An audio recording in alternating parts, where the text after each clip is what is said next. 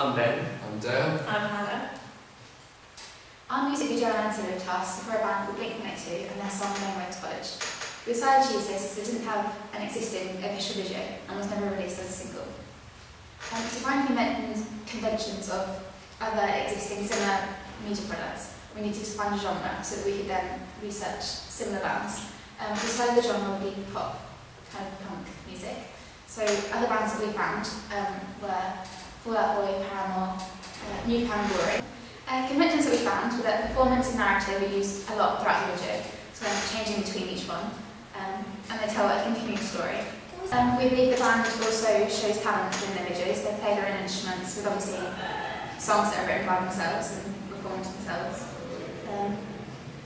There's not a lot of money spent on the videos. They're more simplistic and used in environments and settings that they can get to easily, and there isn't enormous design of clothes and really expensive editing used for the software to use it. Because of that, the videos are more casual and laid back.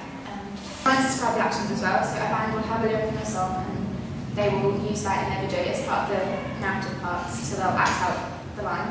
These conventions that we found within our music video, we used performance and narrative throughout and had a continuing storyline. We had our own instruments, our own clothing. We used the settings that were available, so our own school for the college scene.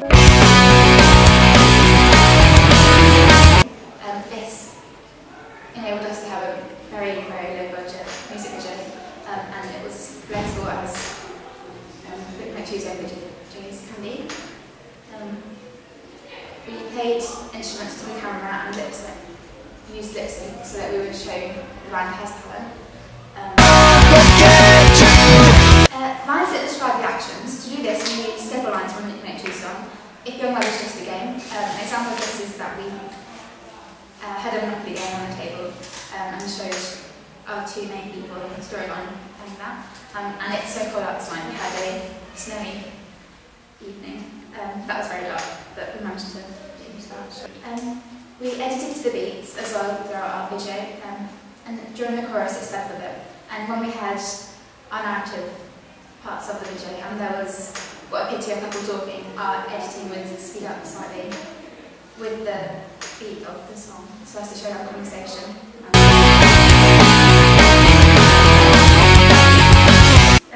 To develop the conventions, Blink-182 often make parodies of their lyrics and make fun of things, so we took that a little bit further. And the line bouquet of clumsy words. We made a bouquet with flowers and words that had been jumbled up and were clumsy, and showed that in our video with the boy giving them to the girl. And we used that several times for our video. To challenge the conventions, a stereotype of pop punk bands is that they are all boys, so we decided to replace one of the boys in Blink-182 with a girl. We feel that this makes us a bit viewed differently and enables us to reach our secondary audience of all teenagers, so that girls will think, ooh, that's different. First, when constructing our music video, we identified that we had to make a strong narrative storyline, and we wanted to create the same structure with our ancillary tasks. And for this, we took the idea of the boy-girl college theme that we adapted from the lyrics, and also wanted to portray this in our ancillary tasks. So our CD cover mainly was based school theme, which we processed first, and we came up with the idea of including stereotypical school items and images, such as the row of lockers and the hallway with the teenage boy walking down with the school bag.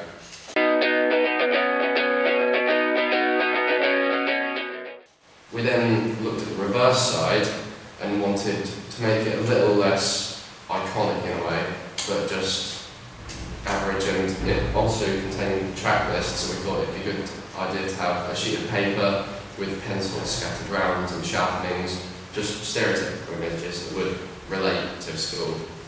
We also used a colour scheme of pink and blue for two reasons mainly. One, because these colours have been previously associated with the band Blink-182 on other albums and artwork, and also to reflect the boy-girl storyline, because blue is a stereotypical colour of masculine and pink feminine. The magazine then takes this idea and expands on it. We used the same visual, but just expanded and filled with brickwork, which is again associated with school and lessons and stuff. And then we also have the band name, heading the magazine, and extra details about release date and quotes along the bottom. But the main point of the magazine is to be able to associate the image with the music video and the song lyrics, so everything ties in together to link all the products. We also kept the same font as the reverse cover of the CD to keep this link, keep the flow, and let viewers associate themselves with it. In general, we got a lot of positive feedback. We showed the video to most of the people that we went to sixth form with, because our target audience originally, our primary audience, is of teenagers, sort of age 16 plus, and we thought we've got the perfect group of people around us to show it to, so we took advantage of that.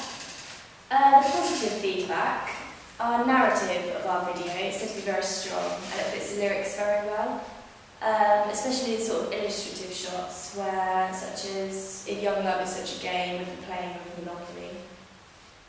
And if young love is just a game, then it's an appropriate storyline, again that fits with it, just sort of the boy and the gun relationship just fits really well to the lyrics of the song. And just everybody thought that the message came across really well. There was one complaint about the storyline in that one of our viewers thought that it led to such a romantic climax that there should have been some kind of resolution at the end, some kind of big old Hollywood snog, but we didn't do that because it would have made the actors uncomfortable. Our audience agreed to the comedic elements to our video, sort of like parody that we tried to put in, because Blink-182 often use sort of parodies in their videos, and we tried to echo that. Again, with Young Love being a game and the bouquet of clumsy words, for sort of putting the words in with the flowers. And there were bits which were funny but weren't really meant to. Like, we're sort of using that to our advantage. For instance, people pointed out after we'd finished it that when we have the picture of Dale in the locker, there's not actually anything in the locker, and the picture is about that big. But that works to our advantage. We can say we intended it, and that it was just meant to be funny, and that goes along with what Blink-182 wanted. So sometimes unintentional mistakes, you can turn them around, you can make them work. People have said that our video looks professional. We didn't actually have much of a budget to spend on it, or any budget.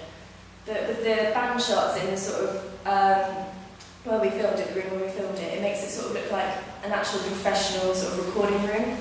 So that works. We sort of learned there that it is possible to create sort of high budget looking video without actually having the money to spend on it. Lip syncing is a strength of ours. Everybody who's watched the video has said how well that we've matched up the action to the sound, and sort of it looks like Dale is actually singing the lyrics. So, you know, we've learned to have more confidence in our ability with our lip syncing, so we feel that if we were to do another video, that we'd be quite capable of it, that we would feel confident doing the same thing again.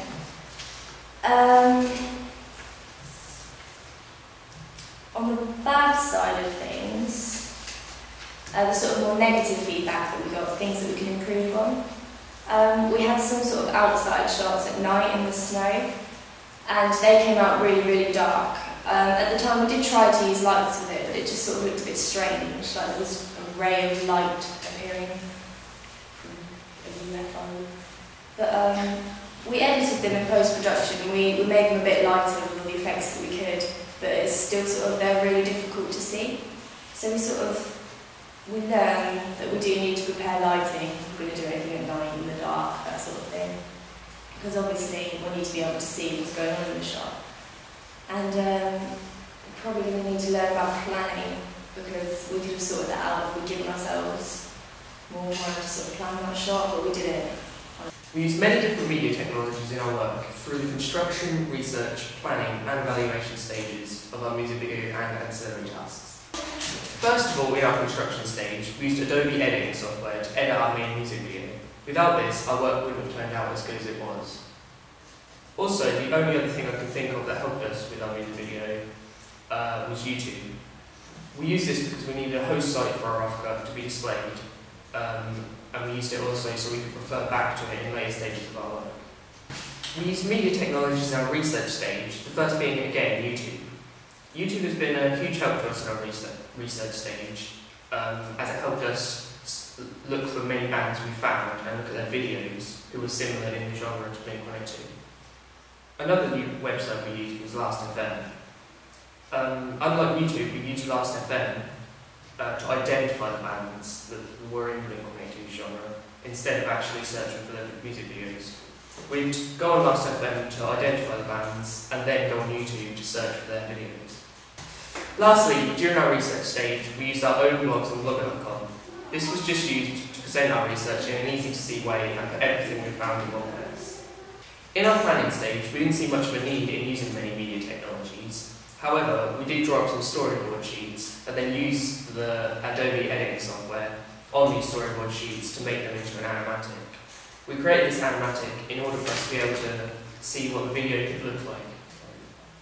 We also created a pitch of all our ideas we had already planned, so we could, if we wanted, watch it back and remember what we had previously planned to do. When we evaluated in the last stage, we used most of the media technologies I've already mentioned, but just for different reasons. We used our blog once again, but this time as a reference to help us evaluate our work we've completed. We also used YouTube again for a reference because we need to watch and re-watch our music video in order to evaluate it. Finally, we used Facebook as a means to get audience feedback, as we felt it was the most popular place to have people see our work.